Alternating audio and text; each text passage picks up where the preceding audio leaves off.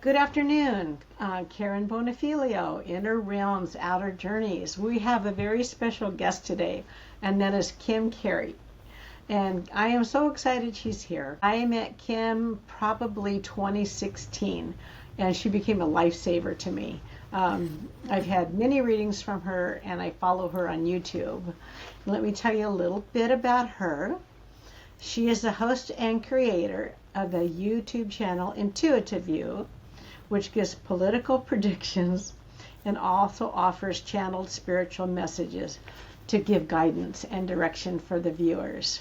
She does a lot of online where it's live and you can write in and ask questions to her. It's actually very cool. She's a natural intuitive empath with developed abilities in clairvoyance, clairaudience, and mediumship. And she's an orb whisperer. I think that's so cool. And has developed a method of mediumship, which includes orb communication. I did not know that. I am going to have to find out about that today. Okay. All right. Her heart's desire is to teach others to develop their own abilities in a down-to-earth way to demystify and make accessible spirit communication to all who seek it. So welcome, Kim. How are you today? And how are you, Karen? I'm doing great. Having a good day so far. And I'm really excited that you're here. I've interviewed quite a number of people, but I really wanted to interview you. So I'm glad that we're together. I'm happy to be with you. Oh, thank you. Thank you. Well, I'm going to ask a couple questions, and then I want to get around to the orbs because I find them fascinating. Sure. Okay. So was this natural born for you, or what drew you to spirituality and psychic mediumship? Well, yes, it was. I mean, I've always been very empathic. I've always been able to feel and read people's emotions and feelings and motives and if they're lying and things like that. I've just always been really sensitive that way. Wow. Which always made school a challenge, teachers a challenge, that when you have that kind of like energy and of course at the time I didn't know why I had such a hard time emotionally in school, but that was why. It's because I'm an empath, so I'm picking up and carrying everybody's stuff with me all the time. So that was a very natural thing that I was born with, but I was raised in the Mormon church. And so I always had a spiritual background. I always had a connection with spirituality. But in 2008, I decided to leave the church. They were kind of getting involved in the whole gay marriage thing, and I felt like, which they were very against, and yes. I felt like I could find another way to worship, if I wanted to, but I couldn't really find another way to make that okay. So I left the church in 2008, and that kind of sent me on a search, really, because I now could decide for myself, what did I think? What did I think was going on? Who do I think is the creator, or who do I think how do I think all of this stuff works? And it really sent me on a path that I didn't expect at all, but it opened me up to a lot of different kinds of ideas, and I kind of had to use my own intuitiveness to recognize what I felt was the truth for me, and in a lot of ways the church definitely had its place in my life and kind of the baby steps introduction into spirituality, but it also, as I became older and wanting to search more, became kind of confining. And so once that was broken open, I really felt like I could kind of find my way. And I had a series of, kind of a couple of main things that kind of broke me open as far as my abilities. One was the death of my dad, and the other was a stay at a silent retreat. And those two things really brought me to a different level with the abilities that I use and that I have now. Can you go into a little more detail about that? How those things impacted you and with your abilities? Sure. I think a lot of people have, when someone that passes that you're very close to, I was really close to my dad, and I lost him pretty early. I was only 30, so it was in 2000. And he passed away kind of quickly, but I got a premonition when he was ill. And I was kind of watching him in the backyard, and he was working on we had just gotten into, I was pregnant at the time, we had just gotten into a new condo, and he kind of was working on our place from the time we moved in and after I had my daughter. He'd been working in the backyard on our sprinkler system, and I was watching him, and it was during the summer, and I heard really loudly, actually, now that I think about it, I'm like, pretty loud message, but I heard in my mind's ear, he will not be here next summer. And I knew that it meant not here, on Earth next summer. And which a lot of people do when they get messages like that, I thought, what a horrible thought I just had. Why would I ever think that? What a horrible thought to have about my dad.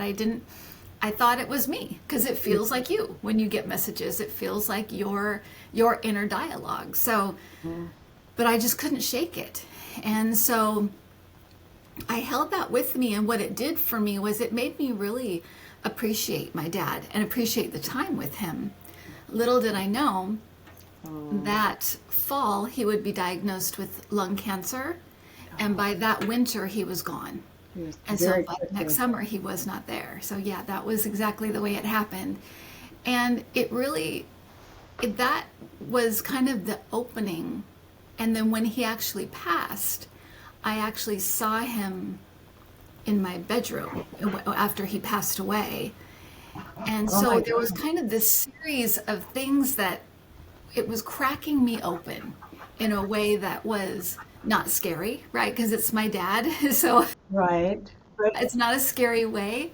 But I think a lot of people have kind of almost a key to their abilities when they lose someone that they're close to. I always think of it as like they leave the door open for us when they leave, because they want to have that connection still. So that was a big thing. And then later on, I had a stay at a silent retreat where I got a very profound message from Jesus, which I had asked for. I didn't expect to get, but I did. And it was brief. It kind of brightened up the abilities that were already there. We all have abilities, but it made them kind of turbocharged. Just that energy coming in. That's how powerful that energy is, which I didn't, you don't know this stuff until you experience it, and you're like, what the heck was that? Yeah, what's going on? But that's what happened. And it's kind of, there was a million little things along the way, right? There's a lot of, studying you do and meditation you do and things like that. But those two kind of big events that were both preceded by kind of dark nights of the soul, where you're kind of in that search mode and you feel a little lost. And then when those things crack open, it's like the light comes in and you're at a different level. Something happens. You level up in some way. Oh, I like that. You level up. And I agree with that, because that happened to me after Carl had passed away. So when you saw your dad, you weren't scared. Was that comforting? And did he just visit, or did he come to say goodbye, leave a message? So here's the story, and this is why, I love this story because it's also very validating for other people who might say, did you really see what you think you saw? So it was the night before his funeral, and up until that point, if you've ever been a caretaker for someone, and I was kind of coming and going, helping with take care of my dad, and then driving home about 40 minutes away. So I was kind of back and forth. And we would get those late night calls, those early morning calls, letting us know how they're doing, or they had to go to the hospital. So I was used to this kind of pace in my life. And even though he had passed away, we were still planning the funeral and getting calls from family, and people were flying in. I had gone to bed, and I woke up about, just a couple of hours later, so probably about like 11 or midnight maybe. And I noticed that my husband was up, and he had the phone. Back in the old days when we had the phones, we would carry him around, and he had the phone. And I was watching him kind of pace back and forth, and he had the phone up like this, and it was just like moving in the dark, because it was dark in our room, and I could see him, and I thought, oh my gosh, what has happened now? What is going on? Yeah. So I waited and I watched him pace back and forth, and I thought, what is going on? And he wasn't talking. So I thought, well, he must be listening to somebody on the other end. And so I sat and watched him. And then I finally was like, is he ever going to tell me what's going on? So I finally said Adam, which is my husband's name is Adam. And he sat up next to me. So this whole time I'd been watching somebody pace back and forth that looked like my husband's age, right? So my dad had de-aged to that age. So he looked about 30, and he was walking in our room.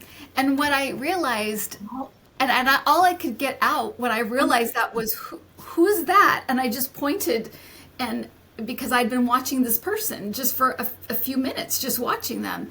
And of course, my husband leaped out of bed and turned on the lights. And I tell people that what happened then was, it was almost as if when you look, the magic eye paintings, when you can see a picture within a picture, it was kind of like that. It's almost like I lost the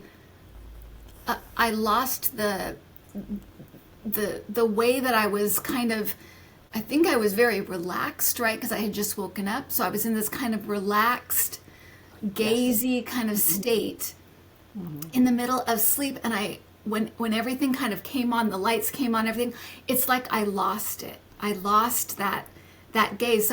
So it wasn't that he disappeared. It's that I lost the ability to see it. So, and I even know that's more true after I had an out-of-body experience. I know that our family and friends are here. It's just that we can't, they vibrate at a very high and fast frequency. And when we're able to tune into that, then we can see them, we can hear them, we can, but we have to move out of our five senses. We have to move beyond that, where we're perceiving in a different way. And I lost that. As the lights came on, I kind of lost that way that I was perceiving.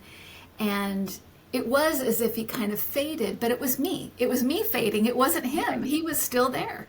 It was just that I couldn't see him anymore. But that made me really think differently about where they are, how close they are, do they care? And it's like, he was just hanging out in our room. And the reason he had his hand up like this, just FYI, why did it look like he was on the phone? Well, when he passed, he had a large growth on his neck. And I think what had happened was he was feeling it because it was gone. It wasn't there. And so I think he had his hand up, and he was kind of feeling it and kind of walking around the room and just, being him. Was your husband in bed with you at this time? Yeah, because when I said Adam, because I thought it was him walking around, he sat up next to me. He had been laying in bed. And I didn't realize he was laying there. I thought I was watching him walk around the room, so I was just waiting. That's bizarre. But that really I think it gives validity to it, because I thought I was just watching him. I wasn't thinking I was seeing a ghost or anything. It wasn't like that. I was just watching him walk back and forth, thinking it was my husband. I wasn't even thinking of anything spiritual or anything like that. But I think he was just kind of checking on each of us and making sure we were okay. And I just happened to see him. Have you seen him since then? Are you able to see his apparition? Well, yes, yes, I have. But he is a constant helper with my abilities. If I want to try something new, I'll ask him to come in to help me. If I want to do stuff with orbs, I'll ask him to come in and help me, and he's always there. And that shows too that we can continue relationships after our family passes, but it's incumbent upon us to move out of the five senses to do that, because you perceive differently. It's not necessarily with your eyes. It's not with your ears. It's with your mind's eye. So you have to work on opening that third eye. Becoming more sensitive is really what it's about, is becoming a lot more sensitive with the way you perceive, the way you can feel energy. These things are meant to be subtle. They're not meant to disrupt our lives and make us crazy. They're meant to be subtle and kind of on the outer edges, reachable if we want to reach for them. They're not going to bombard us. And, sometimes that can happen, like that particular, way that it happened for me. It just was synchronicity. And I think that can happen. But so often we have to work on making ourselves more sensitive to energy and aware that we can grow our abilities. So what would you recommend to someone that wanted to follow that path and to grow their energy and to be able to connect with spirit? Whoops. So let me pause 1 second because I'm looking at my, making sure that my, okay. You okay? Making sure my everything's on, because I'm. What is that? It's my printer. I'm just thinking, all of a sudden my battery was going to die. I'm like, wait a minute, it's plugged in. Oh no, that's not good. Okay, please ask me your last question, Karen. Oh, what was it? Oh, people that want to develop those abilities, or they want to reach that state of sensitivity. I know classes would be available, that you probably offer some of those classes. What can they do to open up and be able to receive spirit or feel energy when they've never experienced this before? Well, and that's the rub, right? Because once you have an experience, you can build on that experience. And so what happens to a lot of people is that they don't know if they've had an experience. They think they might have had something. Yeah. They're not. It's almost like they're asking for something, but they're not sure what they're waiting for to happen. And so trying to help people understand what it feels like to get messages. And so you're right. I have a beginner's course on my website where I start from the very, very beginning, which is like choosing a daily practice and opening that door every day and things like that. So it is a beginner's course, but mainly it's doing exercises and then starting to understand what you're looking for, because I think that's part of it, is that people aren't quite sure what they're waiting for. Are they waiting for a giant booming voice? Are they waiting for, and it's so subtle. And it makes me, it's funny because people always want to start with connecting with their guides. That's always where they want to start. And I always think it's easier to connect with someone who you knew here. So someone who has passed away. Because what often happens is you recognize their energy. You recognize them when they come in. There's something familiar when they come into the room. With guides, they're with you from the time you're born. So it's really hard to detect them because it feels like you. And like I said, when I got that message about my dad, it felt like my inner dialogue, just louder, more like I didn't call it up. I wasn't controlling it. It just kind of came in. And so, but it still felt like me. That's why I thought, what a horrible thing to think about my own dad. What is going on here? But it was a message. It was telling me what was going to happen. It just came to you. Out of the blue, it just came to you. Yeah. And you weren't even thinking about that or anything either.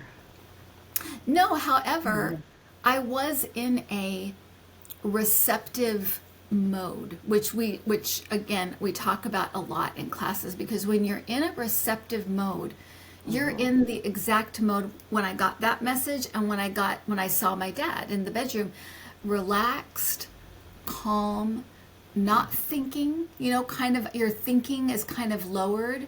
It's not that stream of thought that we're constantly in, past, future. What do I have to do tonight? Why did I do what I did 20 years ago? You're just in kind of this knocking back and forth from the past and the future in your head. And when you can quiet that down, what it does is it gives your guides, it gives your higher self, it gives a chance for something else to come in.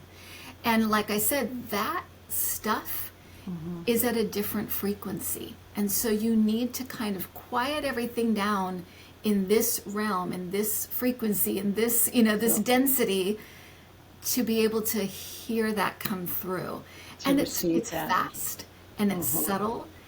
And that's what classes are for, is it kind of gives you exercises, things to do, ways to look at things that are just slightly different, so that you know what you're kind of looking for or waiting for.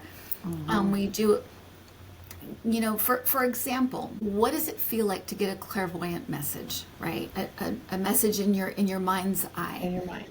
If I told you, Karen, to think of an iconic movie picture or an iconic movie poster, and you can see that in your head, right? Forrest Gump or Titanic or, whatever, Jaws, whatever picture or whatever, the movie poster, right? And you're seeing that in your mind's eye. That's what it feels like to get a clairvoyant message.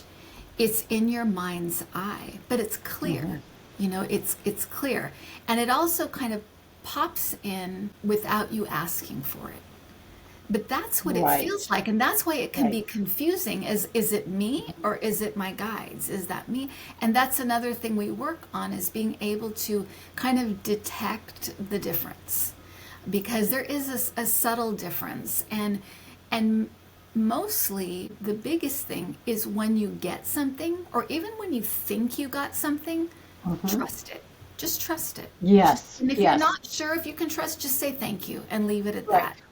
Because then you leave that door open. When you start judging it and saying, questioning and saying, am I going crazy? What's going on? Because once you pass that moment of recognizing that butterfly, I keep seeing that butterfly, and for some reason I think that's a message from my mom. Right.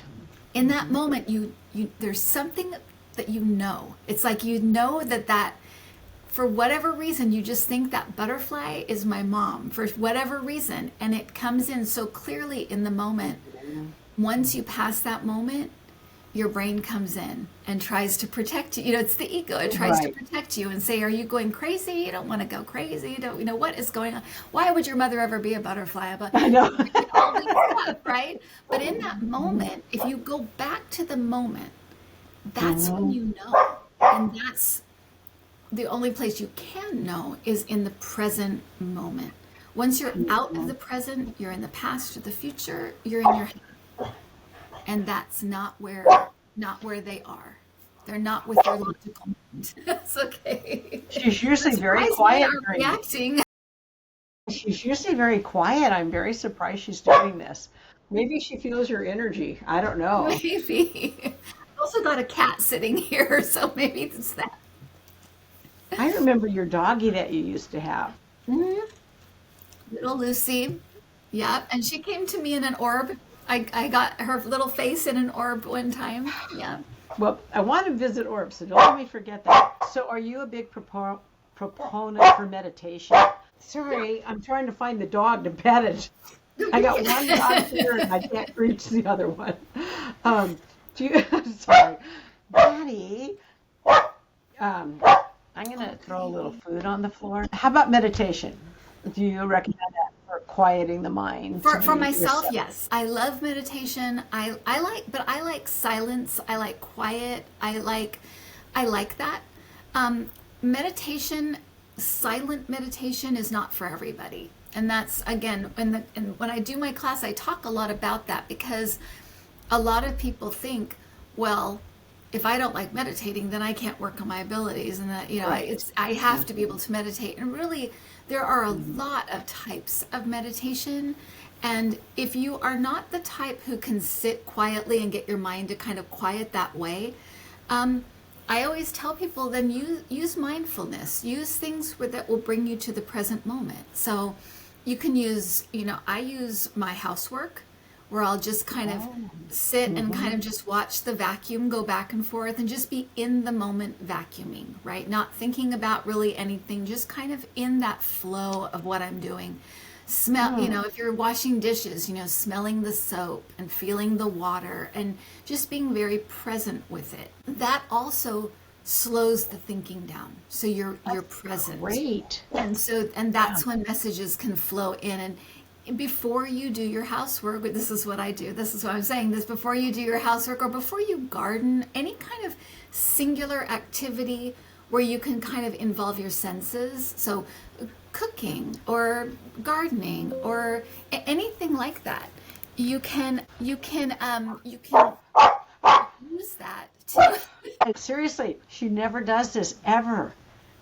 And both my what is dogs are in happening? here. Gosh, stop, But yeah, Manny. anything like Stop. that. You can slow the thinking down, and you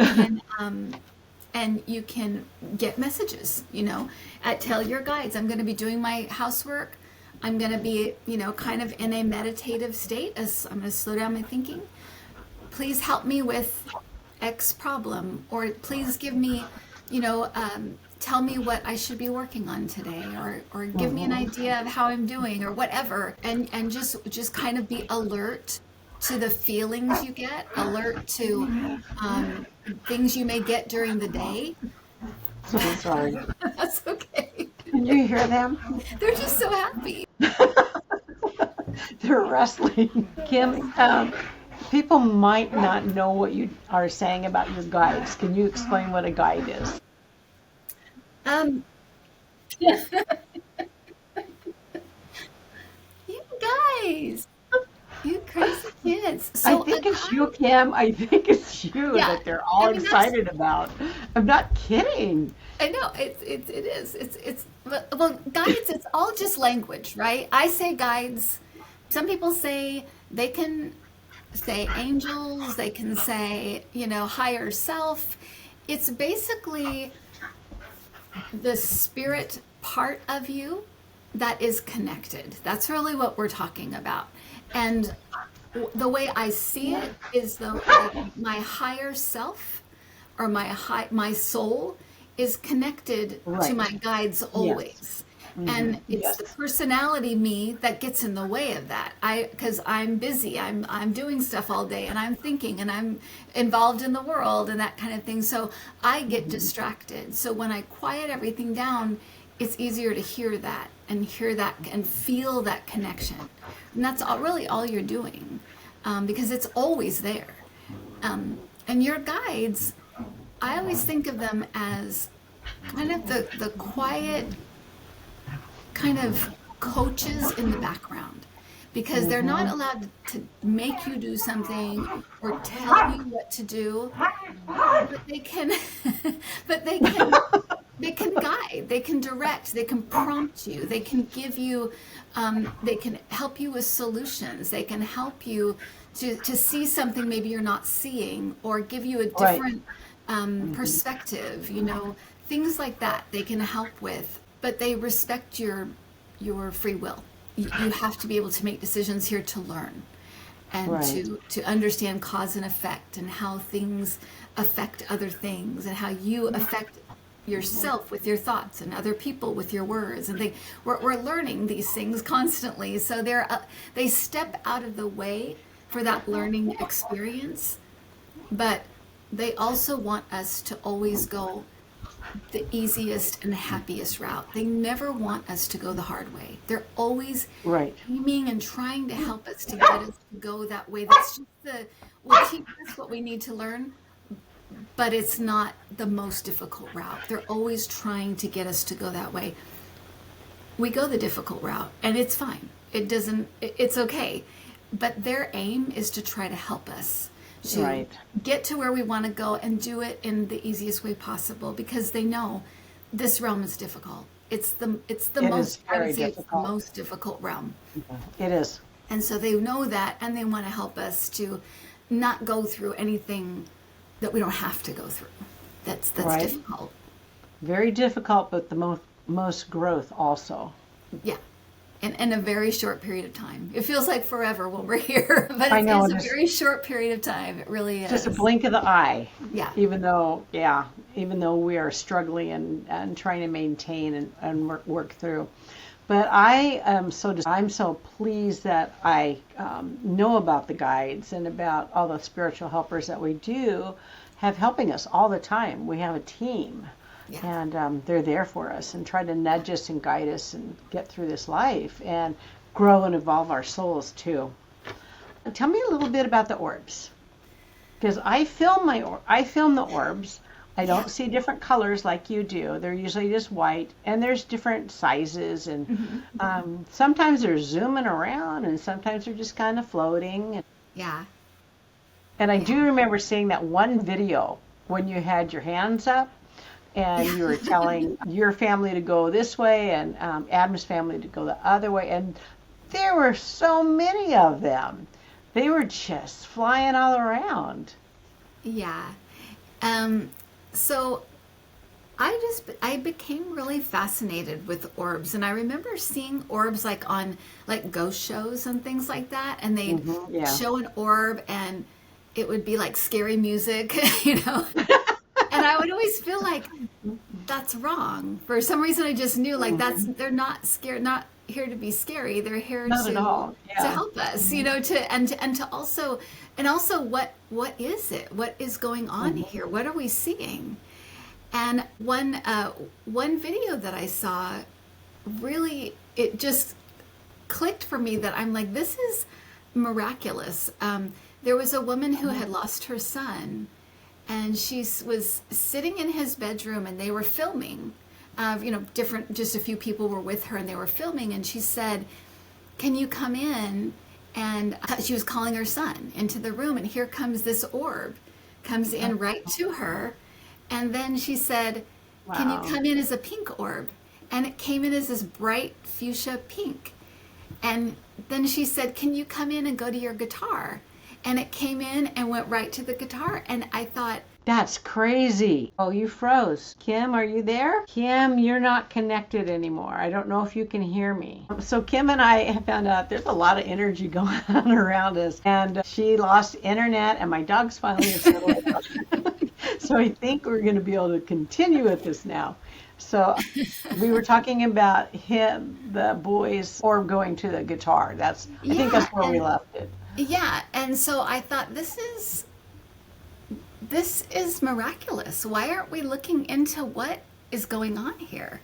So I started to get really interested in recording orbs and trying to get them to come in, talking to them. And I talked to a woman who is an orb whisperer.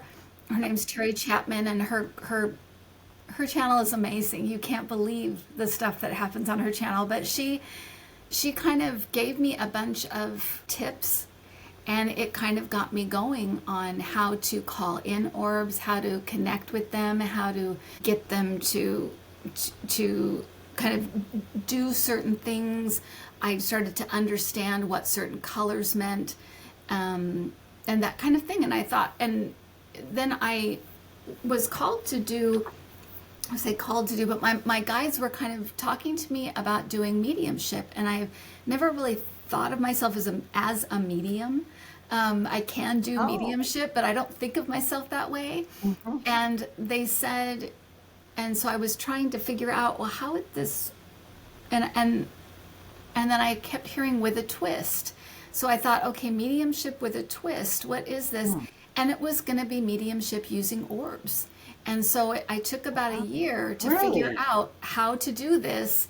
And now that's what I do, is orbs, mediumship through orbs, which is I call in the person. And again, with my dad, what orbs are has changed for me, because one night when he was sending me orbs, I could see his silhouette in the kitchen. I could see him Oh standing my there. God. And so Yeah. I said, Dad, I can see you standing there. Can you send me an orb?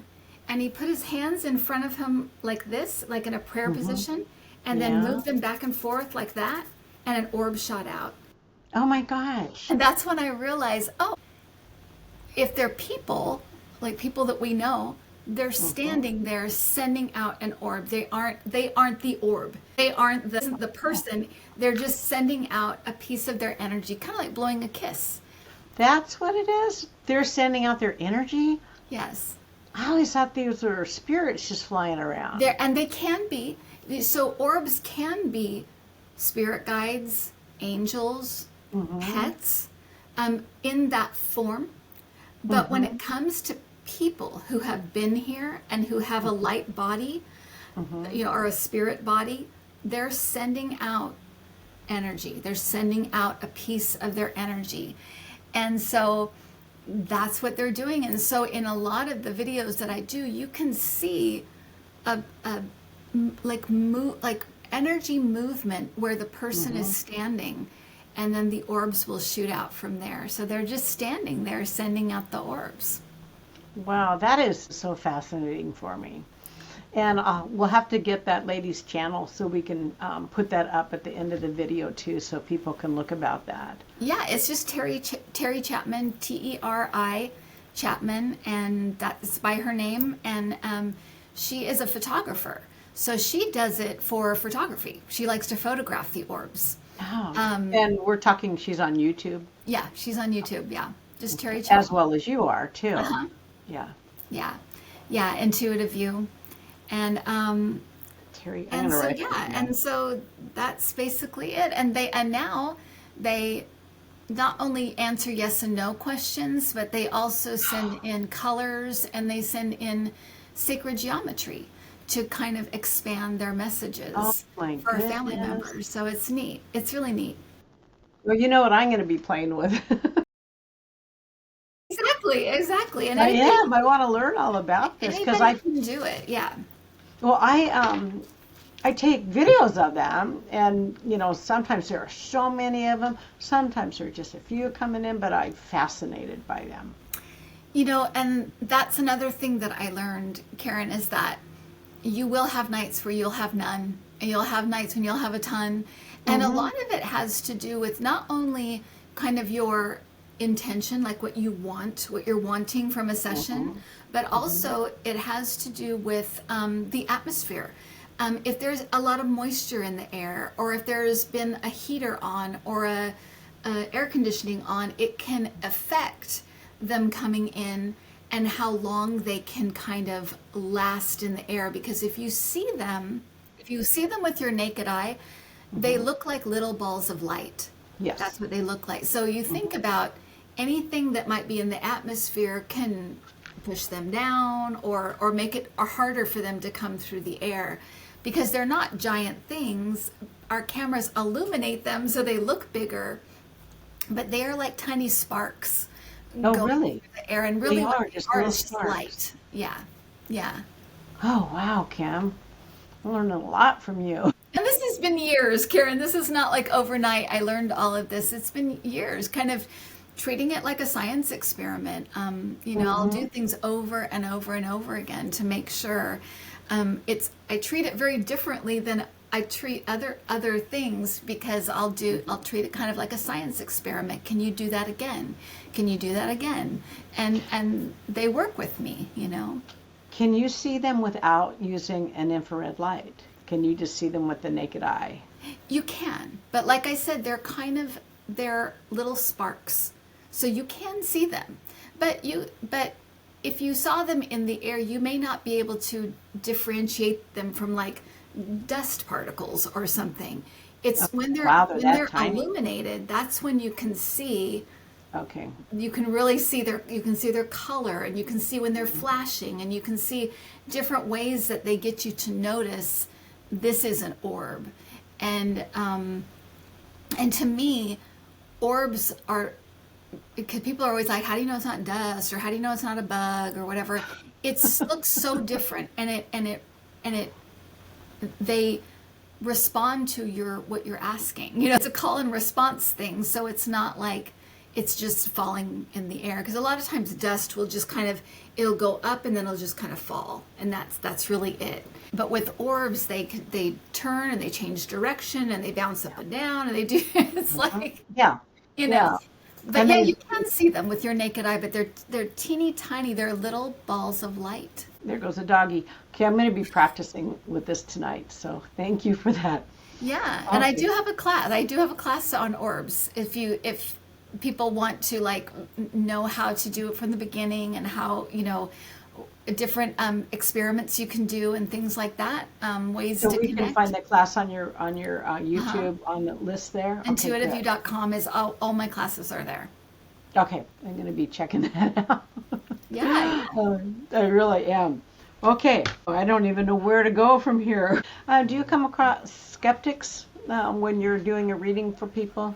I do. I have felt like, you know, for a long time that I kind of felt like that the type of psychic or the type of medium that convinces skeptics wasn't really my role. I always feel like those Right. are kind of ones you see on TV and that kind of thing, like that's their Yeah. thing to do. hmm Um, hmm but with orbs, that's kind of bridged that gap, because I've had a lot of skeptics with orbs that are it's almost, I want to say it's life changing, but it is almost like I what I thought was not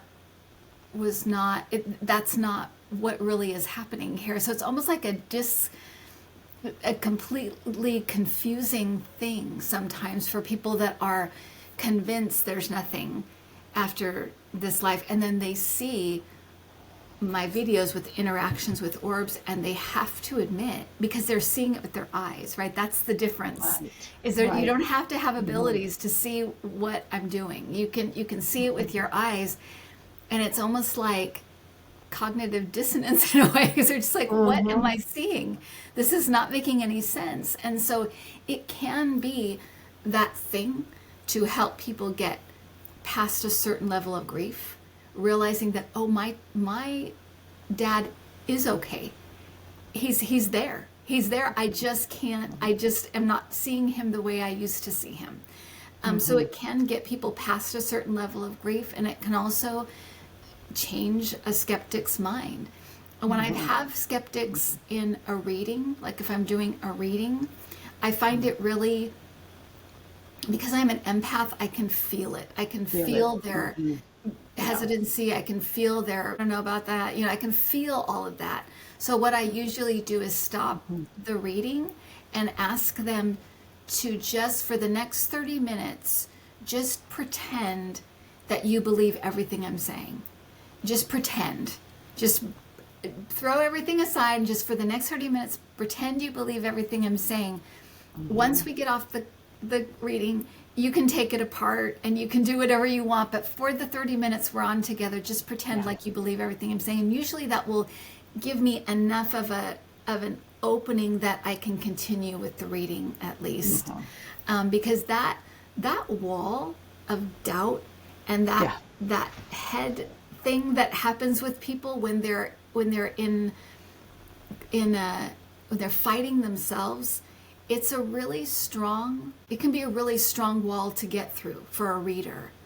And Right. so that's usually how I overcome that, is I'll just tell people, just pretend. I can tell you're a skeptic, but just Yeah. pretend like you believe me. And then later on, when we get off the phone, you can take it apart and do whatever you want. But don't make my job harder.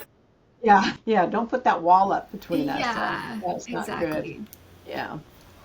Okay. How do you handle situations when a client's hoping to receive a specific message? So let's say I want to hear from Carl, but we don't receive that message. Does that happen, or does spirit usually come through? Yeah, that's called an agenda. And spirit, with this, when we come to, it's really, really hard for people to give up control. They want to control what's happening, what's going on, and Oh. spirit doesn't work that way. Spirit does not work. They want open space to work in. And when you're in that thing of, I just want to hear this thing that my mom said she was going to say to me, or I just want to hear this thing, Right. you are really, really Yes. limiting Yes. the way spirit can work. And it's yes, I have gotten things that people have wanted to hear. Yes, I have. So I it's not that they won't do it, but it limits your experience so much, because there is so much they want to say. There's so much they want to get across.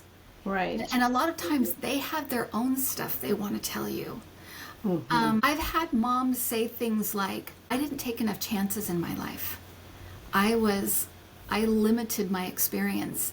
I want you to take chances. Don't be afraid to take chances. Get out there and do what you're here to do. That's the kind of message that people they want to tell you, because they've got all of this. They've got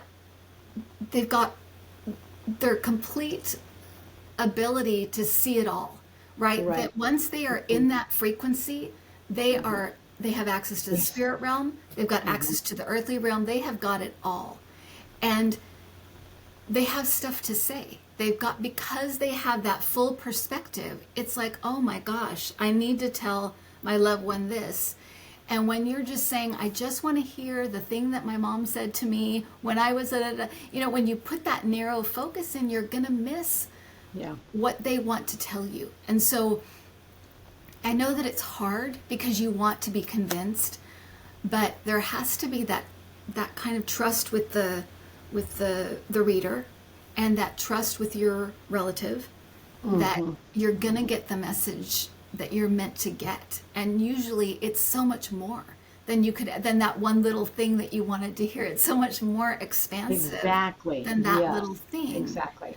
Yes, that can come through. I mean, yes, and it does come through. If they think it's going to hold up the whole reading, if you don't say that thing, they'll get it. But it really is better to not go in with an agenda and just be open to the experience, because you will get so much more. It's kind of like working with you right now, because I have a lot of questions and I haven't even looked at the sheet. Because you are just a wealth of information. Yeah, and you're delivering to the audience the things they need to hear. Well, thank you. But I get it, because I've been in those shoes before, where I think, I just want to hear that this thing is okay, or this is back way back when I first went to a psychic, or I first went, and that's usually it just is the way that it is. And as a reader, you have to let go of that. You have to leave it up to spirit and give what you're getting. You can't really, as a reader, you really can't have an agenda. You have to just be I'm just the telephone. That's really all I see myself as, is just the telephone, and the person that has to kind of make sense of the little bits and pieces and try to convey it in a message. So that's all I'm doing. It's really for the person. It's almost like I'm not there in a way. I'm just kind of I'm just a vessel for this person to tell this person something, Yeah, the conduit. Yeah. The conduit between them. Yeah. Okay. Well, I know you helped me out so much in 2016 with the state of the world, and gave me peace and calmness that things were going to be okay. And you continue to do that now with our situation. And then I've had the readings with you, and Carl's come through, and my parents have come through, and it's very, very comforting. It is. Oh, good. And I go back and I read everything and think, oh yeah, and everything makes sense. Yeah. So Kim, I just think the world of you, and I'm so glad you came on the channel. And we will have the information down below, so you can get a hold of her and see for yourself what she can do with you. Thank you, Karen. Of course. Is there anything else you would like to mention? Anything that you feel you need to cover or say? No, I think that if that everybody has abilities, everybody can do whatever if they are fascinated with mediumship, you can do mediumship. I mean, honestly, it is that simple. You really have to have an interest, and if it sparks your interest and it sparks your enthusiasm, you need to do it. You need to do it. Just follow that joy and enthusiasm, and you will find exactly what you're supposed to be doing. But Yes. if it's working on your abilities, anybody can do it. They really, really can.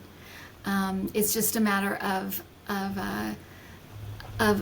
practicing, and just like you would any other thing that you want to get good at, is just Right. And the classes really help with that too, because yeah. it's step by step.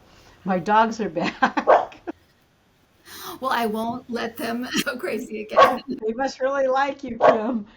Oh, hi, buddies. Hi, buddies.